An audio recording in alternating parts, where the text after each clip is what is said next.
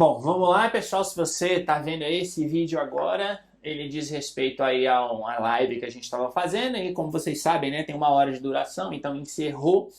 E aí, o que a gente vai fazer? Vai recomeçar aqui. Eu só vou esperar aqui a Juliana entrar e aí a gente vai dar continuidade falando aí sobre proteção de dados, tá? Para quem estiver aqui assistindo. Repito, né? Isso aqui é uma continuação, é a segunda parte. Então eu só vou esperar a Juliana aqui. A Juliana entrou, já vou chamá-la aqui para a gente continuar aí o nosso bate-papo. Tá? Só ela aceitar e a gente já recomeça aqui para quem estava assistindo, né? Então vamos lá, tá conectando aqui. Só esperar aí. Pronto. Tá aí, ô Juliana? Pronto.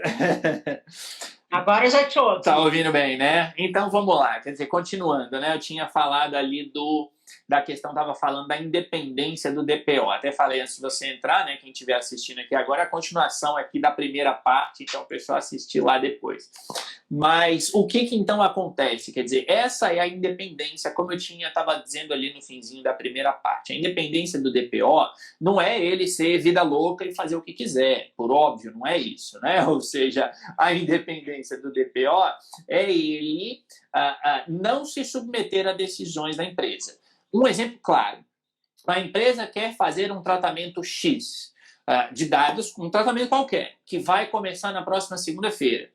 E aí a empresa pede a orientação do DPO. Eu posso fazer? Aí o DPO percebe que, olha, precisa de uma avaliação de impacto antes, por exemplo. E aí o que o DPO vai dizer? Olha, desculpa, não vai dar para começar segunda-feira que vem, vai começar daqui a um mês.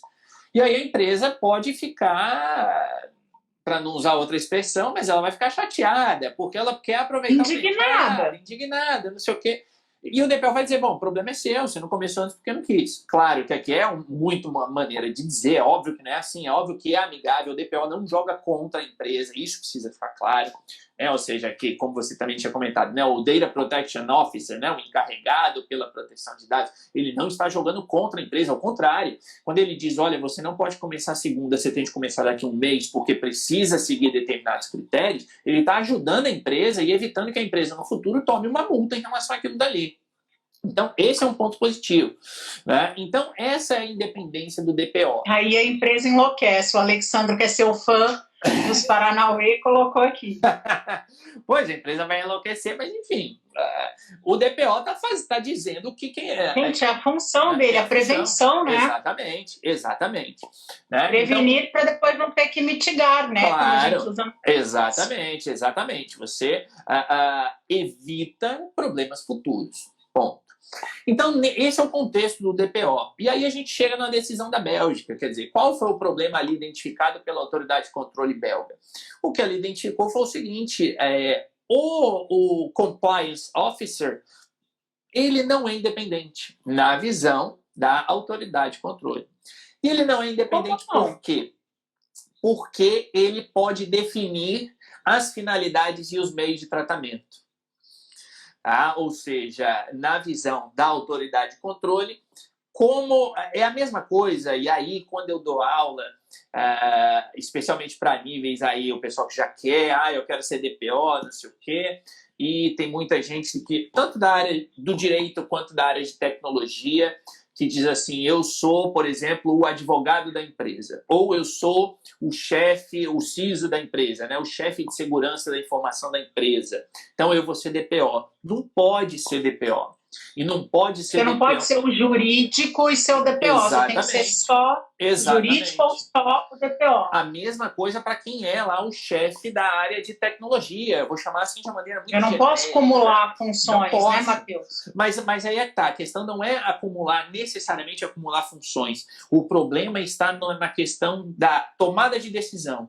Tanto que o próprio regulamento interfere na minha independência, é isso? Exatamente. Quer dizer, fazendo uma analogia, e essa foi a interpretação da autoridade de controle da Bélgica. Fazendo uma analogia, imagina se a pessoa é advogado da empresa ou é o chefe da área de tecnologia, o diretor de TI da empresa. Tanto faz. Ou seja, se eu sou diretor de TI, eu digo assim, olha, para tal atividade de tratamento X, eu vou colocar aqui, e aqui eu vou exagerar no exemplo para deixar clara a ideia. Eu estou tratando com as senhas lá do meu sistema, do usuário. O usuário vai entrar no meu site, tem lá login e senha para ele acessar o painel dele. Eu vou salvar as senhas num arquivo TXT e isso está ótimo, está garantido. Aí vai cair no DPO, e o DPO vai dizer não, porque se eu estou tratando de senha, pelo menos eu vou colocar uma criptografia mínima ali. Quer dizer, como é que a mesma pessoa pode dizer, enquanto ela atua como chefe do departamento de TI, que gravar os dados no arquivo TXT está bom, e depois, na parte da tarde, quando ela sai de uma sala e ela vai para outra, que é a sala do DPO, ela diz, não, pera lá, agora não posso, agora eu tenho que defender uma criptografia muito mais segura. Ou uma outra pessoa, né? Exatamente. Aqui eu sou o José, ali eu sou o João. Mais ou menos isso. Quer dizer, a não ser que a pessoa tenha aí dupla personalidade, ela não vai conseguir fazer isso. Como é que ela vai se fiscalizar? Então, a ideia da autoridade de controle da Bélgica foi essa. O Compliance Officer, como que ele vai se fiscalizar? Porque o DPO também fiscaliza, não no sentido de punição, etc. Mas, quer dizer, o DPO também é um fiscal, de certa forma, para saber se a empresa está fazendo o que ela deve fazer conforme a lei de proteção de dados. Em conformidade, né? Se está em conformidade com a proteção de dados. Exatamente. Ele é quase como se fosse o compliance da proteção de dados, vamos dizer assim, né? Vulgarmente, exato, paralelo, não dá para se fazer essa associação, né? Ou seja, ainda que, quer dizer, o DPO, uma distinção que eu vejo é que ele acaba realmente por não tomar decisões nesse sentido, né? Então, eventualmente, ali o Compliance Officer, talvez, e aqui eu falo sem saber... não toma. Né? Quer dizer, você tem essa eventual distinção. Então, a questão colocada foi essa. E, na verdade, ali ele era Compliance Officer e também a parte de risco e auditoria da empresa. Ele era tudo, ele era o faz tudo. Exato. Quer dizer, uma pessoa que tem uma função numa empresa de analisar riscos, por exemplo, ela toma decisões, que ela diz, eu tenho risco X, para mitigar ou sanar esse risco, eu tenho de tomar ação Y. E o DPO não pode tomar decisões dentro da empresa. Então, quer dizer, ou para fazer auditoria, imagina, eu para fazer auditoria, como auditor, se eu fosse um auditor, eu vou eventualmente precisar tratar dados pessoais para fazer essa auditoria. Só que o DPO não trata dado pessoal, o DPO não é agente de tratamento. Então, quer dizer, ele fiscaliza, ele verifica se as coisas estão em conformidade com a norma de proteção de dados daquele estado. Exatamente. Com o final do parágrafo, exatamente. Né? Eu tenho aqui uma... Claro. Desculpa, Matheus, eu tenho aqui uma pergunta. Professor, fale um pouco sobre a responsabilidade, se ela é subjetiva ou objetiva, do controlador em uma eventual violação de dados. Uhum. Pergunto isso para fins do regulamento europeu e também da LGPD. Uhum. Então, se eu sou o controlador, isso é aquele que decide o que vai fazer com os dados, né? O que eu vou fazer? Eu vou usar para marketing? Eu vou usar só... são dados dos meus funcionários, dos meus fornecedores, o que eu vou fazer com eles, né? Para quem não está tão a par do assunto, esse é o controlador, não tem nada a ver com DPO. DPO é uma coisa, o controlador é outra. Exatamente. Quem que vai preso? É isso que o povo quer saber. Quem que vai preso quando as coisas correm mal? É o DPO ou é o controlador? Olha, quem tem responsabilidade objetiva, subjetiva? Em resumo, é isso que o Bruno Alvarenga fez essa pergunta para nós. Deixa eu ver se tem mais alguma aqui. Claro. Pronto. Explica para nós, Matheus. De maneira bem direta, então. Quem que vai preso? O DPO não vai. Tá? Ou seja, eu falo isso não apenas pelas próprias funções... Menos mal, né, Matheus? Menos mal. Menos mal. Agora, também é aquela coisa, né? É claro, o DPO ele não é sancionado, vou falar assim... Desde que, e é engraçado, por óbvio, né? Desde que ele faça parte dele. O que eu quero dizer com isso? Por óbvio que aquela situação de o DPO, aquela pessoa cometeu um assédio dentro da empresa, aí é claro que ela vai sofrer sanções, é claro que se ela furtar alguma coisa na empresa, ela vai sofrer sanções, por óbvio. Ela pode sofrer sanções se fizer uma recomendação errada, Por isso que eu adoro usar aquela frase, eu já disse isso, acho que eu disse até no curso para você, Juliana, e digo aqui para quem estiver ouvindo, eu sou muito fã de quadrinhos, e eu adoro aquela frase que é atribuída ao Homem-Aranha, né, nos quadrinhos do Homem-Aranha, de que com grandes poderes vem grandes responsabilidades. Para quem sabe de história em quadrinho, conhece essa frase muito bem.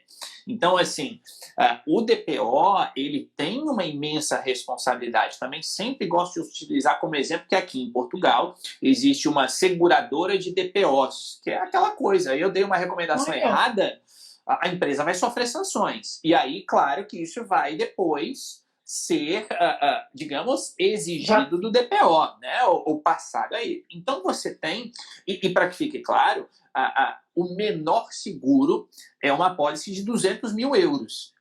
Ou seja, ela cobre 1.200.000 reais, mais ou menos. Tá? É a mais barata, é a mais simples, pelo menos dessa seguradora de DPOs, que até onde eu sei é a única aqui em Portugal, né? Pelo menos até o início do ano era, até janeiro era, e é esse valor. Então, assim, não é o DPO ser independente não quer dizer que ele faz o que quer.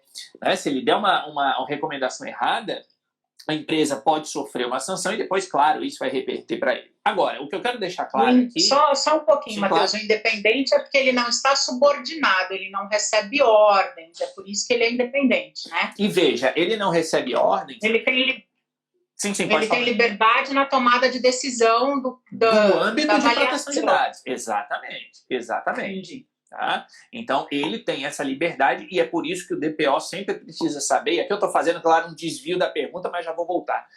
Então, o DPO precisa conhecer de direito, não precisa se formar, mas precisa conhecer de direito, precisa conhecer de tecnologia, precisa conhecer os processos internos da empresa em que ele vai trabalhar.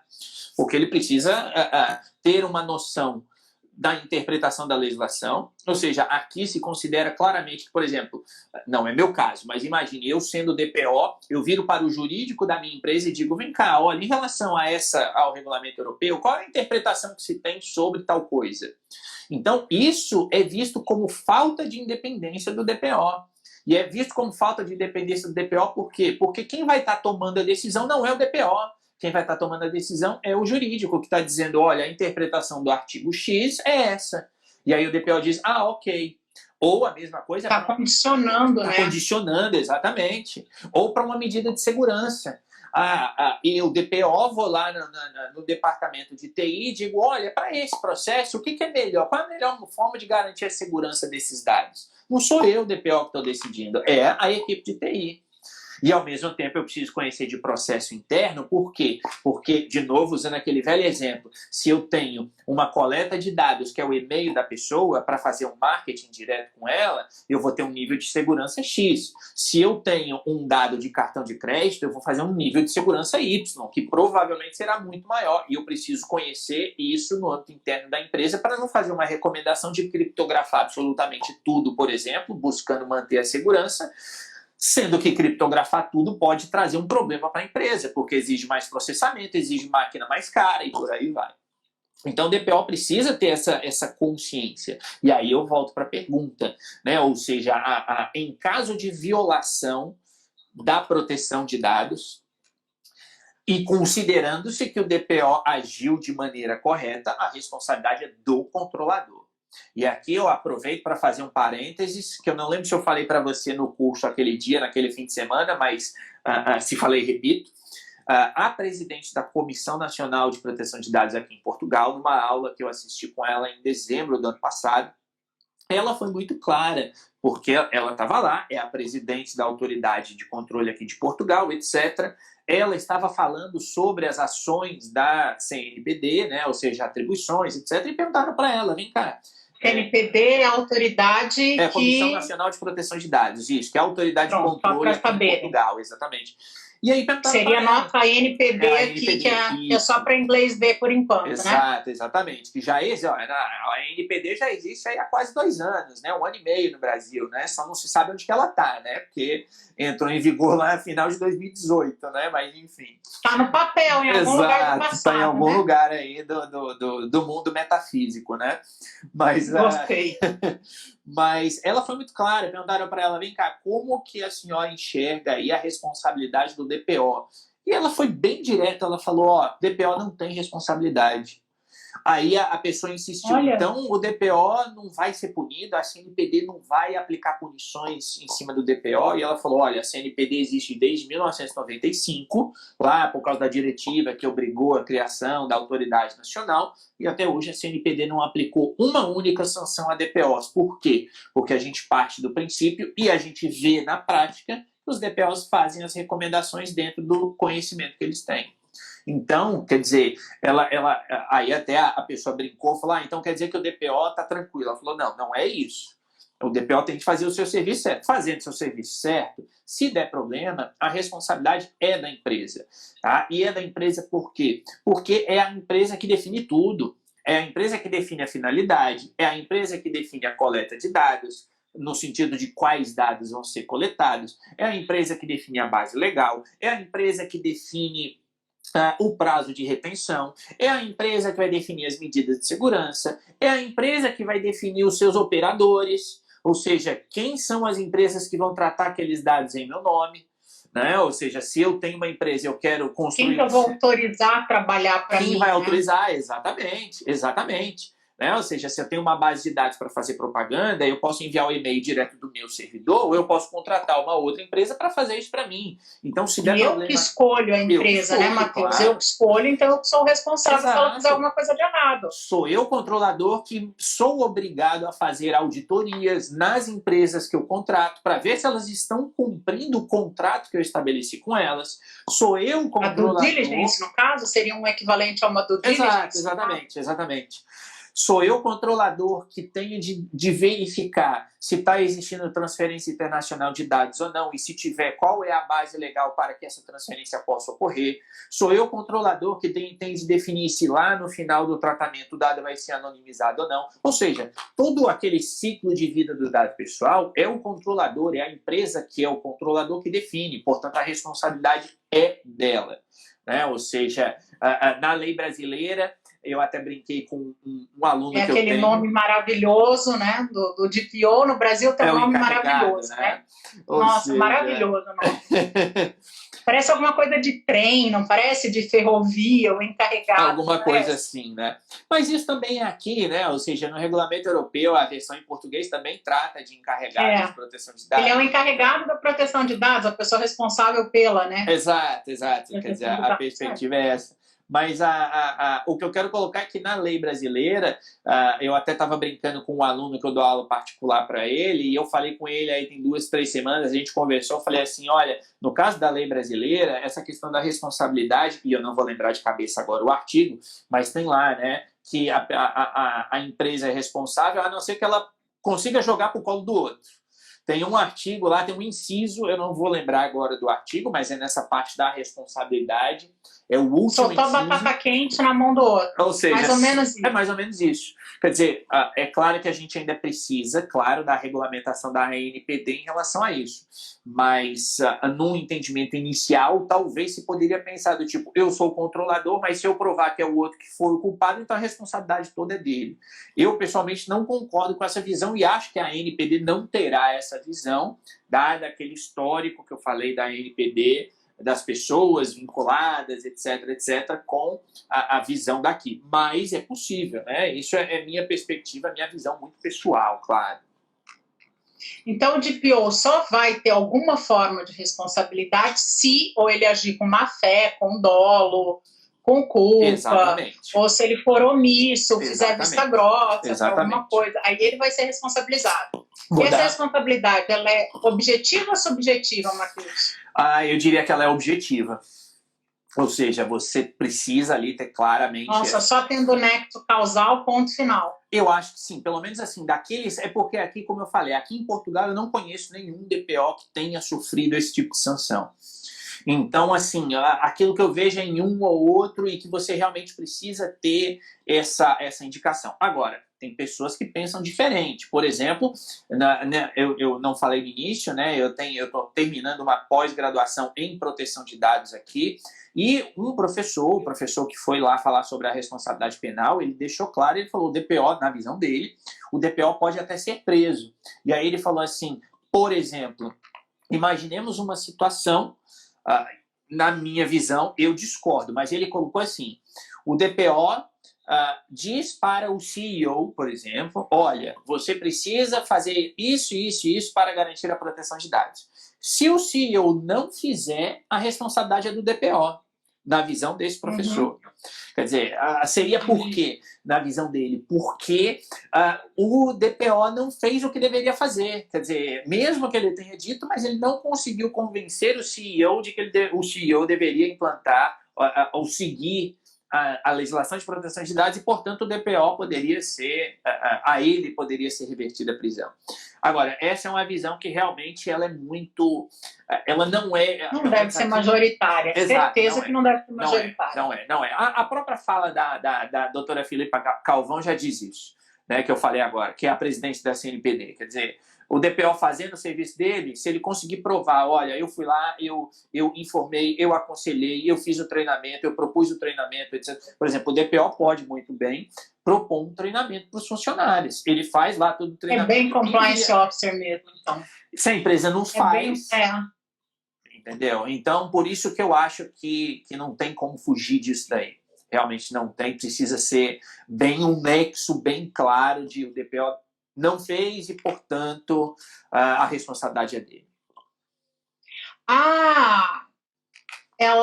Por acaso, essa pergunta vem da Lu Faquin, ela é membro da Law Talks, que é uma associação internacional de advogados, a qual eu faço parte, tem aí em Portugal também, tem em vários lugares do mundo. Ela está perguntando o seguinte para você: uma espécie de responsabilidade por omissão, há alguma, deve ser espécie de responsabilidade por omissão, caso o DPO não tomasse uma atitude esperada? Sim. Caso ele seja omito, né, Matheus? Exatamente, sim, tem sim. Quer dizer, de novo, eu não sei de casos, e eu digo que eu não sei porque esses casos, eles são, pelo menos as situações, são sigilosas, né? Ou seja, não há muita divulgação desse tipo de coisa, pelo menos aqui em Portugal. Realmente a gente não ouve. O que a gente fica sabendo é do tipo o grupo de WhatsApp, que tem grupo de DPOs que a a gente tem aqui, que comenta vaza dados, Matheus. Né? Vaza dados no grupo até hoje WhatsApp. Não. O pessoal é bem consciente. Bem discreto. É bem discreto. Então, assim, na verdade, existe sim essa possibilidade, né? Quer dizer, é aquela questão que eu comentei anteriormente. O DPO, ele tem os grandes poderes, mas as grandes responsabilidades. Então, se for por omissão, sim, com certeza. Né? Ou seja, e omissão aqui não é nem de não fazer, mas eu diria uma omissão até mesmo de estar por dentro do que está acontecendo. Quer dizer... E não tomar atitude. Não, eu digo assim, a empresa, e isso está no regulamento europeu, aqui pelo menos, né? Porque os artigos do regulamento europeu em relação ao DPO são bem mais abrangentes do que o artigo 41 da LGPD. Né? Então, eles trazem mais detalhes. Não estou dizendo que seja ruim na LGPD, estou dizendo que aqui nós temos mais detalhes. Então, tem lá muito claramente que a empresa precisa dar condições para o DPO se desenvolver. Ou seja, para que o DPO esteja atualizado, né? Não só se desenvolver, mas esteja atualizado. Então, e eu falo isso não só pela minha experiência aqui, mas pela experiência de outros colegas DPOs, eles tiram uma parte do seu horário de trabalho para estudar, literalmente estudar. Quer dizer, eu tenho, e me exigem, me demandam que eu, entre aspas, gaste tempo, o que não é um gasto, por óbvio, né? Mas gaste tempo verificando nova doutrina sobre proteção de dados, verificando, fazendo constante atualização, né? Constante atualização. E não só isso, mas eu tenho de estar por dentro, por exemplo, das decisões das autoridades de controle. Eu preciso aqui, e aqui eu falo da minha função, isso não é problema nenhum, não é sigilo nem nada, eu preciso estar por dentro, claro, das orientações da CNPD, a autoridade aqui de Portugal, mas eu preciso estar por dentro das autoridades, das orientações do Comitê Europeu também. E, além disso, me é exigido também ter conhecimento de outras autoridades de controle aqui da Europa, do posicionamento sobre elas. Por quê? Porque, como eu trabalho numa empresa multinacional, é necessário ter uma certa harmonização. Então, a gente precisa estar por dentro e ver, aqui é igual, então a gente segue esse padrão. Se não, não. Então, nesse sentido, quer dizer, a omissão, se eu fico 2 semanas parado, no sentido de ficar só trabalhando, vamos dizer assim, resolvendo caso, e não tiro esse tempinho, e se nesse meio termo surge alguma coisa e eu estou por fora, é uma omissão da minha parte, é exigido isso do DPO. Entendi. Então, sim, tem essa possibilidade da responsabilidade por omissão nesse caso do DPO. Então, só fechando, o DPO ele é responsável por omissão, caso ele não tenha numa recapacitação, né, em constante atualização normativa, enfim, ou se ele vem a agir com dolo, com má fé, com a intenção Sim. de fazer alguma coisa. Sim. Enquanto o controlador é o que vai ser diretamente punido. Sim, como pessoa jurídica, né? Então, isso precisa ficar claro. Quer dizer, claro que a empresa talvez encontre alguém ali dentro depois para poder passar a responsabilidade. Vamos colocar assim. Mas o que eu quero dizer é que a aplicação é sobre a pessoa. Quer dizer, eu não vou dizer, é o CEO que vai pagar. Não, é a empresa em si. Exatamente. É o controlador é a empresa. Exato. E depois a empresa que lá dentro vá com direito de regresso, Exato, né, como exatamente. A gente juridiquês, exatamente. contra a pessoa física, a pessoa natural responsável por aquilo. Perfeito. Eles que se entendam. Depois, se quiser usar o Código Penal, lei de improbidade, o que ela quiser lá, conforme for a história. Exatamente. Né? Exatamente. Tá. Então, aqui, quem vai ser responsabilizado, como eles perguntaram, quem vai ser o preso da história, aí, no caso, seria o controlador, e não de PO, em regra. Exatamente, em regra, exatamente. Tá? Então, a responsabilidade do processador, por sua vez, é limitada? Eu não diria que ela é limitada, mas eu diria que perante a autoridade nacional no primeiro momento e mesmo depois em âmbito civil, o controle... deixa eu refazer. Perante a autoridade nacional... O Bruno perguntou aqui com a palavra com a nomenclatura processador. Sim. Quer dizer, eu imagino que seja o operador, né? O processo... Deve ser. Então, quer dizer, perante a autoridade de controle, sempre será o responsável pelo tratamento, controlador. Aí depois, no âmbito civil, quer dizer, indo para tribunais... Ele está perguntando, ele corrigiu aqui embaixo, desculpa. A responsabilidade do operador, é isso mesmo. Sim, quer dizer, aí sim, agora ela não é limitada. Né? É lógico que vai depender muito do que foi feito em termos de possibilidades, e por isso que eu falei agora há pouco que a responsabilidade sempre vai ser do controlador. Por quê? Porque imagina que... ocorra uma violação de dados quaisquer e, para o titular, sempre a responsabilidade vai ser, e no âmbito da autoridade nacional, vai ser do controlador. Agora, o controlador, se ele toma uma multa, ele pode depois exigir que o operador lhe ressarça, né? Faça o ressarcimento, não é ressarcimento, né? Mas, enfim... entrar com uma ação ali contra o operador, quer dizer, aí vai depender... Seria um direito de regresso, né? Quer dizer, em relação ao que está ali no contrato entre os dois. Então, eu não diria que é limitada, eu diria que quando a gente sai do âmbito específico de proteção de dados e vai para o âmbito mais civil, a responsabilidade ela vai ser igual entre os dois, digamos assim. Seria proporcional, Matheus, a palavra correta? Exato. Eu acho que essa palavra é a melhor. Em vez de limitada, ela seria proporcional. Vamos Exatamente. Tá? Então, pelo menos eu vejo dessa forma. Claro. Até mesmo porque, quer dizer, é por isso que eu falei, as violações de dados que eu vejo, elas sempre são vinculadas ali, principalmente aos controladores, né? Porque são eles que tomam a decisão.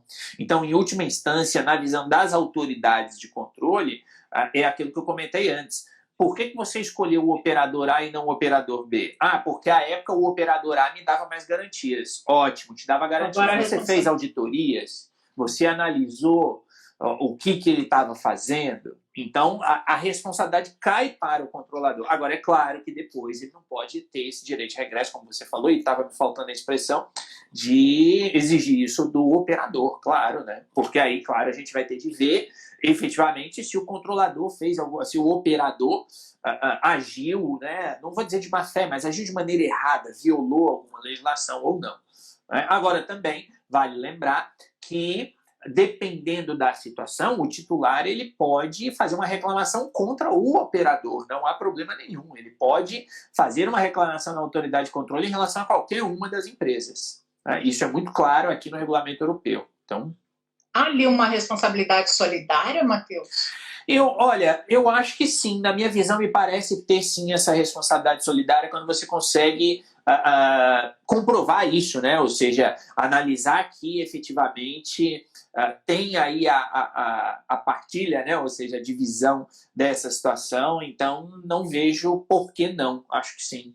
Diria que sim.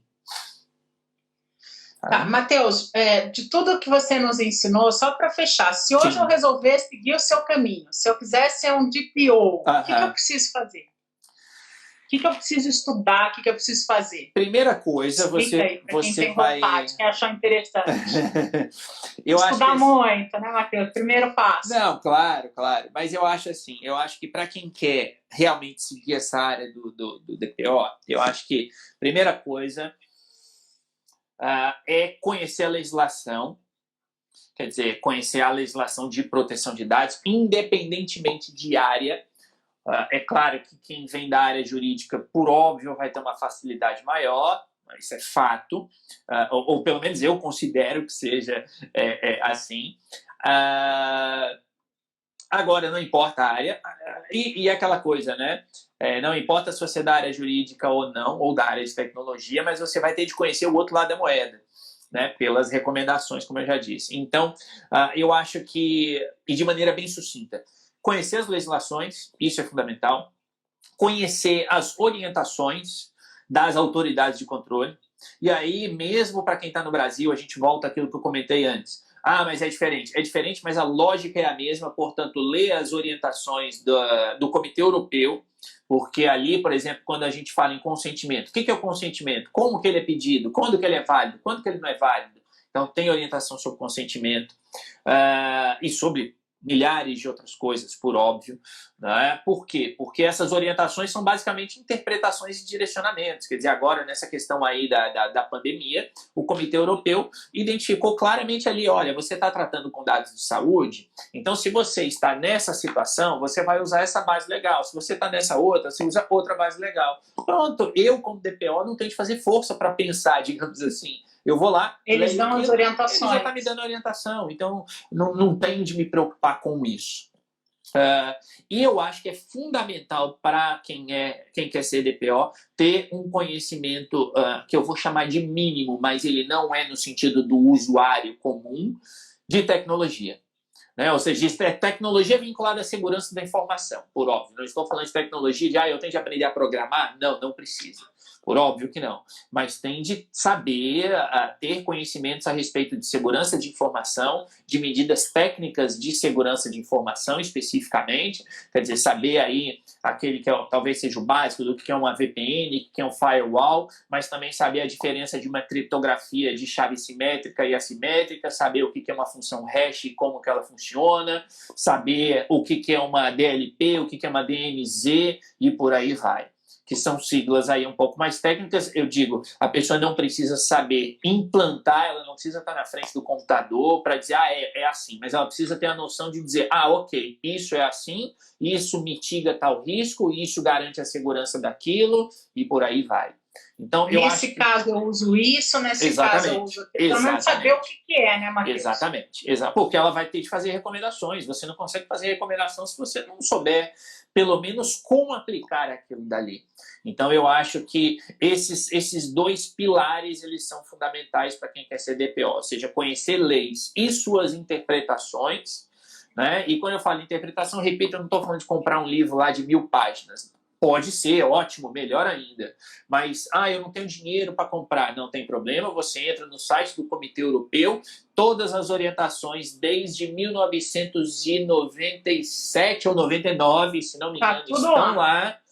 Por óbvio que tem várias que já foram revogadas, que são mais antigas, mas tem outras que são de 2014, 2012, que estão em vigor. 80% delas estão em português.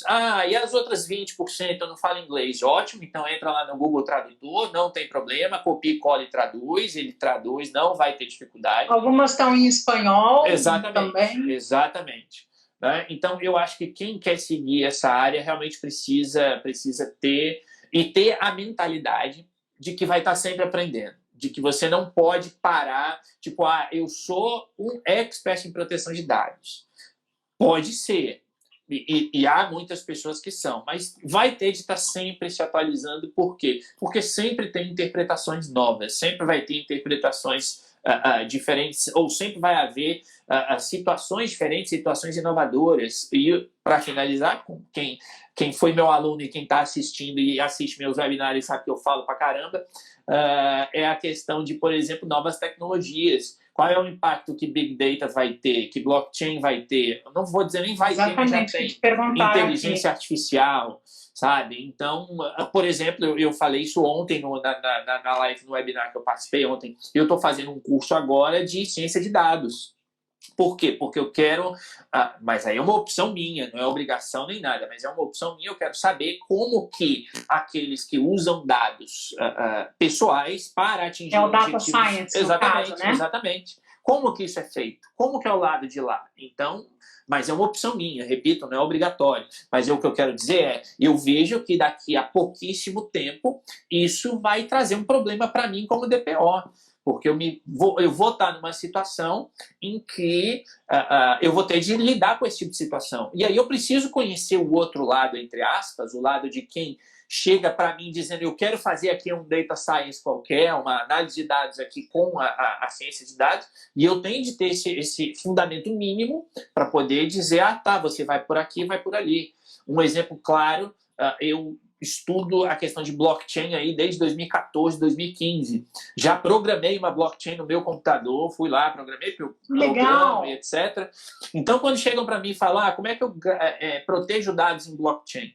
Quando eu olho para a pessoa que é só jurídica, a pessoa vai ter um posicionamento que ela está errada. A pessoa que é só tecnologia vai ter um posicionamento que vai estar errado.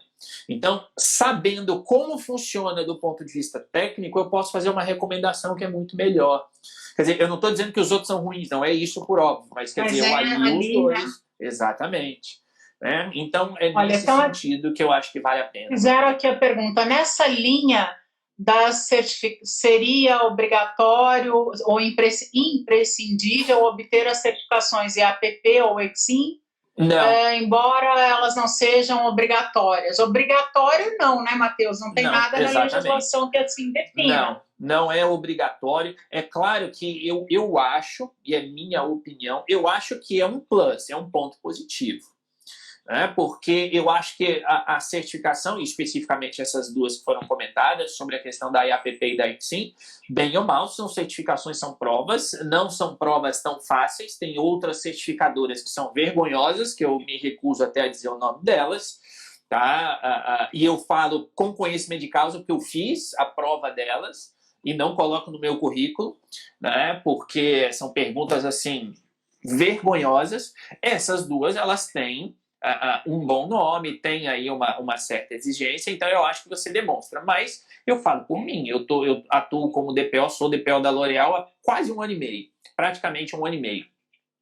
Eu vim ter as minhas certificações quando eu já tinha 10 meses de DPO. Ou seja, eu comecei a trabalhar como DPO, trabalhei durante 10 meses, não tive certificação alguma, e aí é que eu fui atrás, eu falei, eu quero ter. Então, é um ponto positivo, mas não é um ponto necessário, né? E também, assim, não é condição essencial. Não é, então, não é. Quer dizer, e também não adianta você ter a certificação e ficar parado no tempo, né? Mas provavelmente, na hora que uma empresa for contratá-la, provavelmente vai ser uma vantagem. Quem a tenha. Claro, né? claro. Então, não é uma condição essencial, como a gente diz no juridiquês, condição sine qua non. Sim. Mas, na hora eu vou preferir quem tem, que já me comprovou que tem. Claro. Provavelmente. Provavelmente. Aqui o Alex, novamente, dos Paranauê. É o grande Alex. Perguntou para você de blockchain. E o que ele colocou aqui embaixo? Basicamente, tem que ser curioso por temas relacionados. É isso mesmo. Claro. Você tem que estar em constante atualização, né? Claro, sem dúvida, sem dúvida. Como tudo, toda profissão é assim. Sem dúvida. Direito, você dorme com uma lei e acorda com a outra. Claro. Até outro dia, LGPD ia entrar em vigor agora em agosto. Agora jogaram... janeiro, depois para maio. Não, para maio, a priori, porque é uma medida provisória. Sim, claro. Se ela não virar lei em 60 dias, ela entra em vigor em agosto do mesmo jeito. Exato, então, as pessoas que já estão lá batendo pé, é maio. Não é maio, não. É maio por 60 dias. Exatamente. Se ninguém fazer... se ninguém transformar fazendo a medida provisória virar lei, ela vai entrar em agosto do mesmo jeito. Sim. Então não vão contando com maio, vão contando com agosto. Exatamente, concordo plenamente. Eu acho isso que as pessoas ainda não pensaram nisso. Claro. Agora vamos falar aqui de uma coisa, Matheus. Qual é a sua opinião por esse prolongamento da vacatio legis da LGPD? Sou contra. Você, com a tua vivência... Já antes de você terminar a pergunta, eu sou contra. Eu acho que eu entendo a situação, eu entendo aquela coisa de mas agora falta dinheiro, etc. Mas eu acho que... Até e concordo com outros grandes do Brasil sobre isso, que disseram que eventualmente ela deveria ser antecipada. Porque... Acabaram de perguntar. Numa situação... Acabaram de perguntar da posição da gente sobre a prorrogação da LGPD. Eu sou contra o adiamento, eu acho que, em termos de empresa, é claro que a gente não pode ficar assim, sempre naquele e se, não é isso. Mas eu acho que todo mundo sempre teve consciência.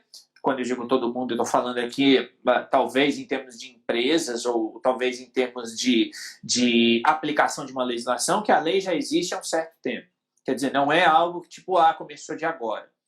Exatamente. Né? Então, eu acho e não é a primeira prorrogação, né, Matheus? Exatamente. Não é um tema, por mais que seja um tema novo, e eu espero que quem esteja nos assistindo perceba essa brincadeira que eu faço com as palavras. É um tema novo sem ser novo. Quer dizer, a proteção de dados em si é um tema novo, mas a entrada em vigor da lei é algo que não é desse mês agora. Então, eu acho que essa é uma questão. Quer dizer, é aquela velha história de você beneficiar quem fica por último, né? Porque quem fica por último tenta depois correr atrás, e aí quem já está lá investindo, não que seja prejudicado, eu acho que quem começou a fazer a sua adequação lá atrás vai sair na frente. Mas eu, pessoalmente, você falou a opinião, meu posicionamento é que eu não acho isso correto. Eu acho que, tem o prazo, todo mundo tem que cumprir e acabou. E segundo, olhando do ponto de vista muito prático, e aí a gente volta àquelas perguntas que você fez, por exemplo, do metrô, mas principalmente do IBGE, e essa questão de, vamos agora rastrear por telefone, vamos fazer isso, vamos fazer... Quer dizer, a gente tem uma situação, especialmente em situação de calamidade, em que direitos fundamentais, como é o direito à proteção de dados, que no Brasil, até onde eu sei, a emenda ainda não foi aprovada, mas enfim, eu estou aqui já até partindo do princípio, a emenda constitucional, né, 17, se não me engano, eu já parto do princípio de que isso vai ser aprovado, portanto a gente... Que a proteção de dados ela é um dos direitos que estão lá no seu direito de privacidade. Exato, o de privacidade ele é muito mais amplo, exatamente. Né? As pessoas não entendem que é muito sério. Exatamente, quer dizer... É muito sério. Basta ver o que a gente viu no filme lá do Privacidade Hackeada na Netflix, está ali a explicação de por que você tem de proteger. E numa situação de pandemia, como essa agora, ou numa situação excepcional, é nesses momentos, talvez, em que os direitos precisam ser ainda mais protegidos. Quer dizer, então é nesse sentido que eu até brinco e concordo com quem disse isso, a frase não é minha, de que deveria ter sido antecipada, porque aí você tem um marco legal claro de como você vai usar dados de saúde para combater a pandemia.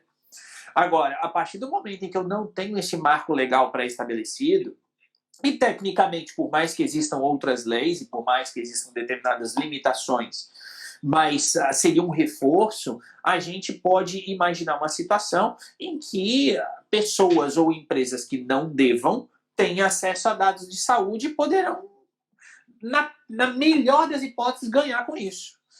Porque, para mim, a pior das hipóteses seria me discriminar, porque vai ter um algoritmo que vai saber todo o meu histórico de saúde, dada esse compartilhamento de dados, e aí depois eu quero, e também é uma hipótese bem caricata, mas ao mesmo tempo real, que eu vou pedir lá um plano de saúde, ele vai dizer, não, eu tenho aqui seu histórico, e para você eu vou cobrar 10 mil em vez de cobrar 1.000. E é uma renovar o seu plano de saúde, o seu seguro de carro, exatamente, a mesma situação. Né? Então, eu acho que eu entendo quem diz, poxa, agora está apertado e eu não tenho dinheiro para pagar o meu funcionário. Concordo e sei que é difícil. Mas então tivesse começado antes, né? Ou seja, eu não tenho dinheiro, mas então comece a... É 2016, não é, Matheus? Ela foi criada em 2016, já era para ter entrado em vigor.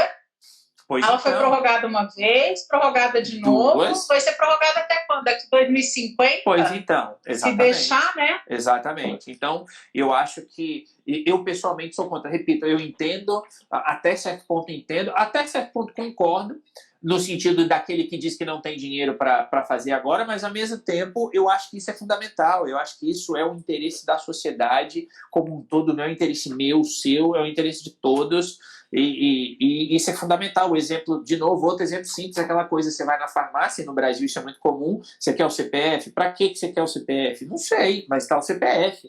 Então, é um costume, e é um costume muito negativo, né? Porque tem A desculpa é para te dar desconto. Exato. Para te dar desconto, se você tem cadastro na loja. Aí faz todo o seu perfil, todo o medicamento que você compra, que você costuma comprar. Claro. Então, toda e qualquer empresa, hoje, em território brasileiro, tem que se preocupar com a LGPD. Claro. Seja eu, MEI, aquela senhora que faz unha, a senhora que faz limpeza na minha casa, Claro. se tiver um MEI, com certeza. o microempreendedor, a empresa de pequeno porte, a empresa de grande porte, é isso que eu tento explicar, como a da minha área também empresarial, né? Claro. Tento explicar que desde o MEI, a senhora que faz bolo, a senhora que faz unha, a senhora que passa roupa, todos têm que se preocupar com isso, porque todos eles tratam dados de alguma maneira. Claro, sem dúvida. Sem dúvida. Nem que seja do fornecedor que fornece o chocolate para ela, ou o esmalte. Sim. Enfim, se você trata dados de alguma maneira, que eu não imagino uma empresa que não trate dados. Vai tratar, especialmente se ela tiver, por exemplo, quer dizer, empregados, né, colaboradores. Então ali já tem tratamento. Se eu tenho eu trato dados. Claro. Aí a pessoa, né, ela tem aquela ideia de, eu vou dar um nó aí no professor, né? Vai dizer, mas eu sou um MEI e trabalho de maneira independente. Certo, então, mas você tem clientes. Se você tem clientes, você trata dados pessoais. Não, mas meus clientes são só pessoa jurídica. Ótimo. Então, é a empresa que vem à sua casa? Você fala o telefone com a empresa? Não, você fala o telefone com uma pessoa que trabalha em nome da empresa. Portanto, em nome da empresa. Deve proteger os dados do funcionário da outra empresa. Mas é um absurdo? Não, não é. Porque o funcionário da outra empresa, ainda que ele ao telefone esteja falando com você e representando a outra empresa, mas tem dados pessoais dele, você sabe o nome e o telefone dele no mínimo. Portanto, é sua responsabilidade como MEI tratar os dados desta pessoa física, que é o seu ponto de contato com o seu fornecedor, seguindo a lei de proteção de dados. Portanto, eu também concordo com você, não vejo empresa que não tenha tratamento de dados pessoais. Eu pensei, porque é a desculpa que todo mundo usa, né? Aí você pergunta, você não tem cliente? Você não tem fornecedor? Você não tem funcionário? Exato. Tenho. Exato. Então você trata dados, ponto final, parágrafo. Não tem que fugir daí. Então hoje, se você fosse dar uma orientação para alguém que seja empresário, que esteja nos ouvindo, preocupe-se em atualizar a sua situação, inclua lá alguma coisa que você esteja de acordo com a LGPD, senão você corre o risco de pagar aquelas multas astronômicas, como a gente falou, que pode chegar em milhões de reais. E precisa ter também a consciência de que esse processo ele tem início, mas, entre aspas, ele não tem fim.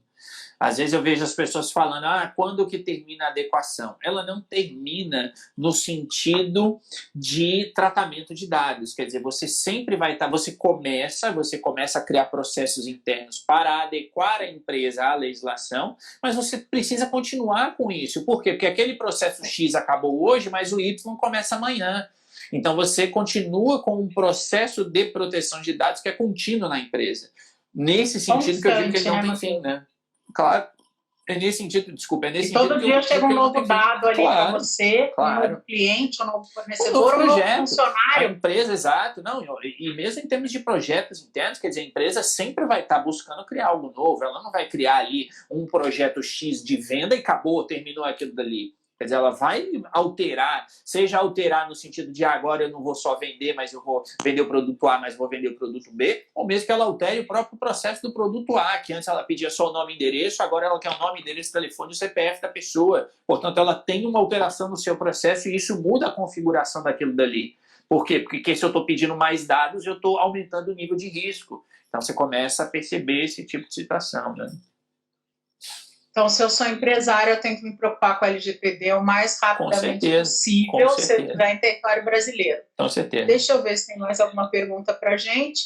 Já estamos aí quase finalizando a segunda hora já, né? Nossa, porque eu falo pouco, você também, né? Imagina, né? Então pronto. Quase nada. Matheus, acho que não tem mais nenhuma pergunta, não sei se você tem algum compromisso. Muitíssimo obrigada pela sua disponibilidade, que é isso. pela sua parceria, foi excelente, um aprendizado sempre constante. Legal, que bom. Para o brasileiro que ainda não percebeu a importância da proteção de dados, eu espero que tenha sido um aprendizado para ter essa noção. Eu tinha aqui vários ex-alunos assistindo. Ótimo, muito bom. Tinha aqui alguns seus também, que te elogiaram muito. Que bom. Muitíssimo obrigado, que a gente pode fazer mais vezes, conversando sobre outros assuntos. Claro. Você gosta de falar pouco, e eu também, então pode ser interessante. Não, eu que agradeço. Muitíssimo obrigada mesmo. Não, eu que agradeço pelo convite, foi bom. Acho que bater papo sobre isso sempre é interessante e com certeza como você disse, algo que não tem mais volta, quer dizer, não tem como desfazer proteção de dados, ao contrário, é algo premente e é algo que, enfim, eu sempre me disponibilizo a falar porque eu acho que é interessante e bom compartilhar essas experiências de uma região que está um pouco à frente do Brasil, né, em termos históricos, no sentido de já existir aqui, aquela coisa toda. E buscar, claro, que no Brasil, o Brasil chegue a esse mesmo patamar, né? É uma esperança que a gente sempre tem. Então, obrigado aí pelo convite e com certeza... Muitíssimo obrigada, Matheus, pela sua disponibilidade. Obrigada. Ok, então. Abraço a todos e a gente se vê. Tchau, obrigada. Tchau.